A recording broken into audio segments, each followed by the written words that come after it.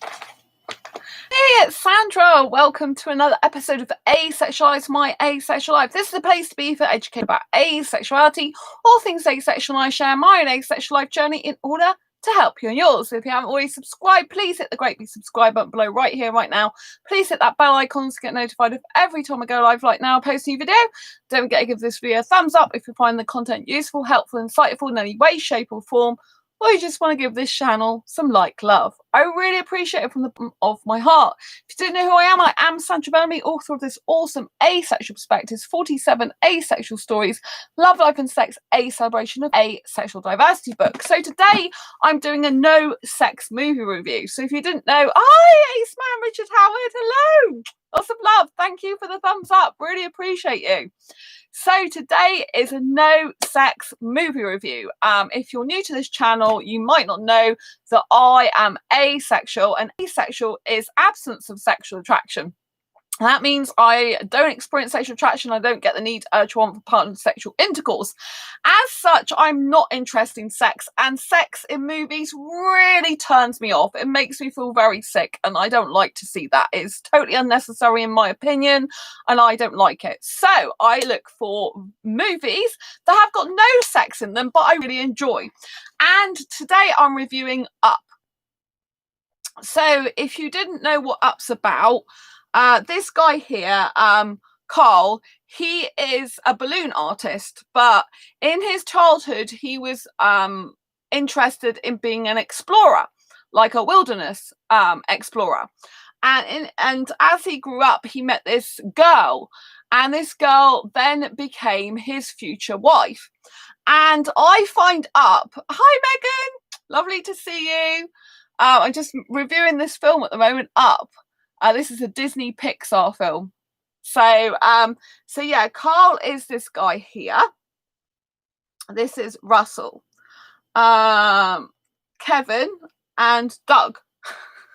so yeah, Carl's the main character throughout a lot of the film, and basically, yeah, like I said, Carl is like in his former years, he's like an explorer and like a wilderness explorer, and he meets his girl who's who like is into exploring as well, and they grow up, they get married, and they have this lovely relationship. But what I found very difficult about this film is I find it very sad. Right, it's supposed to be in the description an uplifting film. Now I found this really sad and upsetting, because his wife dies, and she dies quite soon into the film. But, you know, before she dies, you see all their times they've spent together. So all the, like, you know, like the laying down together. I think they're having a picnic or something. They're growing old together, you know. And I found it very heartbreaking. You know, I watched this film years ago, and I didn't know whether to watch it again or not, because it's been so many years. And all I tend to remember is the sadness. And so I thought I'll put it on and watch it, because maybe it's not as bad as I remember it to be. And it is, because it puts me in a really upset mood, which means I can't really watch it hardly ever at all, because I think the film's delightful in a lot of ways, but not in that way. It really upsets me. You know what I mean? I don't like to see two people who love each other, you know, like one having to die before the other, and it's really quite sad. However, Carl, who is a balloon artist, what happens to him is once his wife's died, where he lives, they've got all this, you know, this roadworks going on. They're trying to like dig around his home up. They can't get him out of his home, basically, and everywhere around he's been bulldozed. And, you know, basically, they wreck his post box, which was to do with him and his wife. You know, his wife's name was still on there, and he gets a bit angry, and he ends up doing something, and something lands on one of the builders' heads, and then they report him as having, you know, problems, and he needs to go into an old people's home. So he doesn't want to do that. Carl doesn't want to do that, and Russell visits him, like, and he's like an explorer, like Carl was in his younger years. And so he says one of his things to get his badges, to be like an official explorer with his school, is basically he has to look after the elderly and do something for them. And so he goes and visits him, and Carl isn't that impressed, but you know, he's like, I'll go and find this thing, which he basically makes up. And so Russell and him depart. You don't see it, but what you do see is Carl doesn't want him to go into an old people's nursing home, right? So what he cleverly does is he gets a suitcase and hands it to these guys that have come to collect him. He gives the case to these guys. Remember, I do spoilers in this, so if you haven't watched the film and you don't like spoilers, don't listen to me because you won't like it, but I'm telling you the film. And so basically, yeah, he's very, very clever. He gives this suitcase to these two guys, the two guys that have come to collect him to take him to old people's home. He gives the case to them. They think great, and he goes, I'll be there, you know, soon. So they put the case in the car. Well, it's like a vehicle. Wouldn't guess. I look more like a Jeep, I think, but it's meant to be a car, I think. But anyway, and what happens is when their backs turned and they think he's coming out soon, he has all these balloons tied to like his house, and all of a sudden the house literally pulls away from the ground and sets him free, and he goes on this awesome balloon ride adventure, like with all these, I don't think you can just barely see it there, with all these balloons, and he literally the whole house pulls out of the ground, and I really love that bit of the film. And so basically they can't get him. He would rather escape and, you know, than be in an old people's home, because he's an explorer. He wants to be free, and him and his wife saved up to go to this beautiful place with waterfalls, but because there was hardships, they couldn't afford to actually ever go together. And so he ventures off to go to this place that reminds him and his wife. So it's really, really important. Sorry, let me look at comments now. Megan, my boyfriend and I watched the movie the other night. Oh, that's really amazing, Megan. Isn't that clever? You just watched it recently. Megan, yeah, it's pretty sad, but it shows how greatly they loved one another and how he later honours her by going on an adventure, experiencing the journey for Ellie. Yes, Megan, that's nice. Nick Betancourt, great movie. Oh, that's wonderful. Ace Man Richard Howard. I've not watched it yet, but I love spoilers.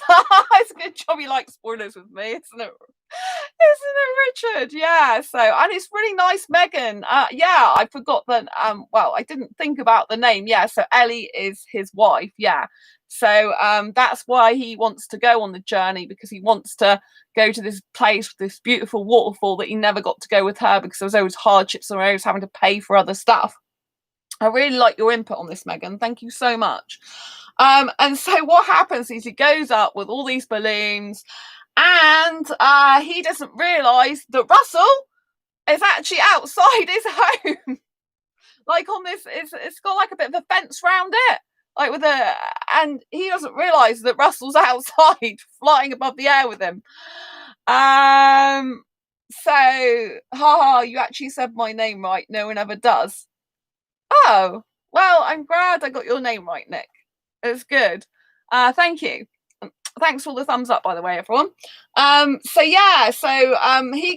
Russell's goes away with him, and Carl can't really turn back. He sort of wants to try, but realise he can't because he's just drifted too far away. And so Russell and Carl go on this massive, like, explorer adventure together. And along the way, they meet Doug, who's like a talking dog because he's got this device that helps him to talk. It's very, very funny. And then they meet this bird called Kevin, which is meant to be a very, very rare bird. And so Carl is quite old-fashioned, as you can imagine. Russell is very young and energetic, and these two just get on so well, and they vibrate very well with each other, because they both complement each other. You've got his so-called wisdom, Carl's so-called wisdom, and kind of like wanting to look after his home, and you got kind of the older type of thing, but he's very young at heart. And then you've got Russell, who he knows is a good guy, even though he's a young boy, he knows he's a good boy, and he's got a heart of gold, and he just wants to help. And so what happens as well, though, is Doug, he loves Russell loves Doug and loves Kevin, because Russell doesn't believe anyone should be left alone, anyone should be left out, and these two look like they don't belong to anyone. And so, you know, they're like, you know, he is like, Russell's like, well, why can't you take these along with you? Because, you know, like, he belongs to like a club. It reminds me of a scout club. And it's like, you know, there shouldn't be any like one left behind. And so, you know, in the end, he gives in. But it's very funny because when he first goes on this adventure, he's got this like metal kind of walker with these 3 or 4 balls on there. And by the end of the whole film, he's kind of given up on that. And you can see that he's strong in and of himself. And he, you know, he doesn't really need that anymore because he's gone on this young adventure. And in fact, it's made him younger. Megan, Charles Muntz, the villain, is pretty creepy. Oh, yeah, I haven't mentioned the villain. I didn't give all the spoilers, but yeah, there is a villain in here. And there is quite a sinister scene with, yeah, when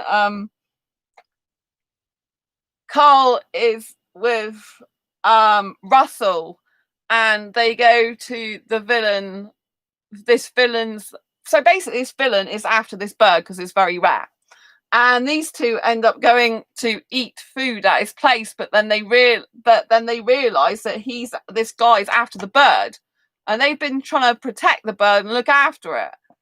And so, they're eating at this guy's table. Then the guy realizes that they've been looking after the bird because the birdies end up sitting on his house. And so, therefore, they're in danger of their life. So, Megan is my Ellie. Do you know Nick, Megan? Because I know you. Do you know Nick, Megan, or not? Because I know you said you were going to try and get your boyfriend to come and watch the show. So maybe. Well, it's nice to meet you, Nick. So yeah, it's a really, really good film. I absolutely love the dog. I love Doug. He's so cute, you know. And of course, there is no sex in this movie. Thank goodness. So yeah, you haven't got any of that stuff going on. You know, I'm not into that stuff. So it's really, really nice. You know, I do think it's sad as well because at the end, he gets to the place with the waterfall that he's always wanted to go with his wife, and you know, he's got a photograph and he made it for her, but at the end of the day, he's still sad that he's lost her. And I'm like, not more tears, please, because I get really emotional, these type of things, because I love love. I'm a very, very romantic girl. And when I see, you know, this happen and the person's not with their love of their life anymore, it really upsets me. And I'm like, oh, thanks a lot, you know. But if you watch the bits at the very, very end, the ones where the credits roll, then you can see that him and Russell have got like this new life together because he's kind of like, I guess, an adoptive, like theoretical adoptive granddad or something to him. And then he sees Russell and he goes and spends time with him. So he's got like this grandson he never had, really. Do you know what I mean? So I think that's a nice, really nice end to the film. And that's kind of as a credit roll because I've got, you know, this is a Blu-ray and DVD, so it's like a double disc edition. So I thought that's really good. Nick, all I get is a maybe. Sadness. I found out. Oh, bless. Well, I'm guessing that means a yes, but anyway, nice to see you both. So yeah, I really like the film. What did you think of the film, Megan? You said that it's pretty sad, but it shows how greatly they love one another. So did you like it overall? Would you recommend watching it? I still think it's worth watching, but be prepared to get the hanky out or the tissues out and have a good cry at the same time because it is very sad. Like for me, the feeling of sadness like just completely overwhelms me with the film. Like I can't go away feeling good about the film because the sadness is too powerful for me. Even though I liked a lot of the film, I still feel like, oh my goodness, I feel like I've got to watch another film to get happy again, like a really happy movie with loads of dancing and singing, where there's a love story where they get together at the end just to make up for it. You know, like I love the Step Up movies, right, where they get together at the end and they kiss. But I'm hugely romantic asexual, so if you don't like romance that much, you might like the film more, because it's got a bit of that at the beginning and the end with the wife, but it's more a companionship love and deep soulmate love, I'd say. Megan, the film is absolutely great. I highly recommend it for all ages, because it also shows the importance of time with friends, family, or relationships. Yes, Megan, that's great. Thank you so much. Yeah, I mean, like I said, I think that, I think him and his wife had a very, very deep, meaningful friendship type of soul love. Not, you don't really see them. Well, you do see them being romantic, because they lay down together and they're holding hands together and stuff like that. So you do see them being romantic. But I think, because there's no sex in it, and their love is not based on sex in the movie, I do think that's very, very good. I think being asexual, if you want a sort of asexual type of movie to watch, this is very good, because there's no sexual innuendos, no sexual connotations. Because I've watched some kids' movies and they have still got sexual innuendos in and still got sexual connotations. And it's like, please give it a rest. Do you know what I mean? It's like, I don't need that in a kids' movie. I go to watch kids' movies because I just want to have some fun with my life. But some of them have got really hard-hitting topics. I did a movie review a while ago on Wonder Park. It was called Wonder Park. So if you haven't already seen that movie review, I have got a playlist of no sex movies. So it's been the playlist. And the Wonder Park, like her mum had a life-threatening illness and she goes away. And it's at the beginning of the movie, and I wasn't expecting it. I thought with Wonder Park, it's going to be like loads of theme park stuff. It was going to be really, really good. And, it's going to be more like kind of like you're going on the rides and stuff, but it wasn't like that. It was, it's centered around a theme park, but there was more conversation and story than there was actually rides. I like to be able to like pretend I'm on the rides. The theme park was meant to have shut down. It's meant to be like, because these things had taken over it. Anyway, that's a different movie review, but I'm just saying that I was quite shocked that for a movie, it was really sad, that one as well, in part because it was like the kid's mum was like got a serious illness, could have been dying from it, basically. I mean, it had an happy ending, a very happy ending, but it was still very weird, because I did want more theme park stuff. So, Nick, I don't think it's all that sad. It's sad that Ellie dies, but they had a long life together. Then he learns to live without her and still be happy. Megan, yes, that too. Yeah. Yeah, I was still really sad. But it's good. It's important to be able to live without people and still be happy. It is important, for everyone to be able to do that in life. I do agree with you on that. And it's good that he's not sat moping around. He is kind of moping, isn't he, until he actually goes to the waterfall, but he's not completely moping around. He's actually doing something active and going exploring and going on an adventure. So I did think that was really, really good. But for me, the sadness was just too overwhelming. But I do think I love the character of Russell as well. Russell really lightens up the film. Russell is really funny, got a very cute voice, really, really nice character, especially when he's all about putting, these animals first, and like no one should be left behind, and very caring attitude. And Doug has some issues going on, right? Because Doug has these other dogs that can talk as well, and these other dogs aren't very nice dogs. He is very sweet and innocent, right? And he will just kind of take things very literally. But these other dogs are really, really horrible to him. And I did like it, further towards the end, where Doug sort of like comes into his own and he becomes a very, very strong dog. One that can even lead the pack, but with kindness and love, and still being his playful, gentle self. I really, really loved that about the movie. Like, it's like the goodness won. Do you know what I mean? I mean, the goodness won overall anyway, but it's like with the dog, he really didn't have to change himself to be the leader he was always born to be. and it could do it with kindness, gentleness and grace, and still in its own kind of fun, happy way. Do you know what I mean? I thought that was really, really good, because I don't like it in movies when they change a nice character to be horrible to get something. I don't think that's very, very good moral to the story, whereas I think Doug is a really great ambassador for all the kids that are a little bit feeling left out because they're kind of too nice and they take things literally, and I take a lot of stuff literally, and because and I believe in being kind to people and nice to people. I believe in don't change yourself for other people, be your true self, authentic, and if other people don't like it, they don't like it. Sometimes it can get you into trouble though, sometimes it can get you into places in life that you don't wish to be, but I still think you should be yourself, as much as possible, because no one does you better. Nick, better to rule with respect than with fear. I completely agree with you. Oh, hi, Lewis. Lots of love to you. Nice to meet you. I'm not sure if you've joined us before, but nice to meet you if you have. Yeah, so it's Nick, I totally agree. It's better to rule with respect than with fear. So I would recommend it. Go and get it, go and rent it or whatever. I like stuff on disc. Like, people think I'm kind of crazy. They're like, oh, you got Netflix and stuff down. I don't do Netflix. I don't subscribe to any Amazon Prime or anything. I just like discs.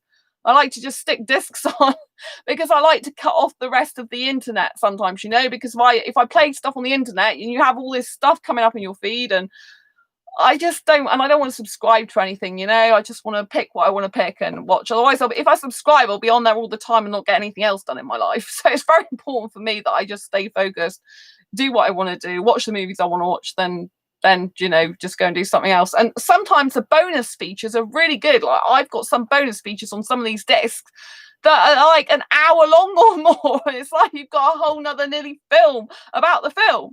And I quite like the bonus features, especially on some of the dance movies. One of the dance movies I've got, one of the bonus features is all the tracks, and you can just literally play the tracks like however much you want. And so I really, really like that about it.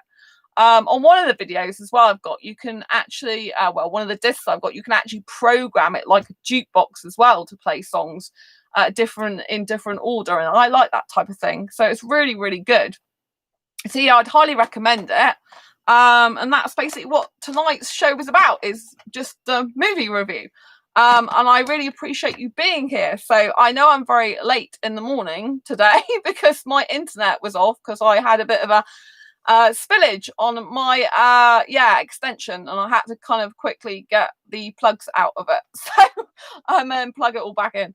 And I was busy doing the preparing for the asexual meetup courses. How to arrange a successful online asexual meetup video training course is coming on an early bird offer next week, along with the asexual meetup mastery course. You do not miss out on that if you want to hold asexual meetups. So yeah, I've been working on the description pages today and behind the scenes video so people can see what they're getting in the members area. It's really exciting, so I'm really, really pumped for that. Yeah, it's taken me quite a long time, and I'll be releasing my my personal story video as well on a premiere. That won't be till it'll be about a week's time, or maybe a little bit earlier than that, but yeah, around about a week's time I'll be letting you know that when it's out. It'll be going on a premiere, so look out for that. If you're not already subscribed, by the way, please hit the subscribe button and hit that bell icon, so then you will get notified of premieres. You'll get notified of every time I go live, like now,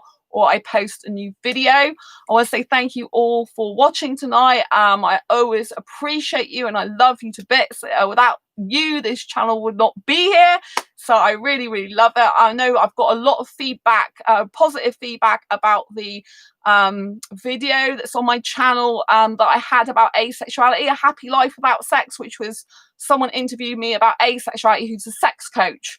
And it's got quite a number of views already. So if you haven't already seen that video, it's only a few videos back, go and watch it because it's really insightful. It's quite funny. I tell a very funny story that I'm not sure I've shared on this channel before, or if I have, it's probably a very long time ago along with other stuff, but it's quite funny and humorous. And so, it's called Asexuality. Let's talk asexuality, a happy life without sex. So really go and watch that. It's really good, interesting. insightful, and you will have fun listening to it. So I want to thank everyone for tuning in tonight. Thank you, Ace Man, Richard Howard. I always love to hear your opinions and views. Thank you so much, Megan. Love to have you here, and I really love your feedback about the movie.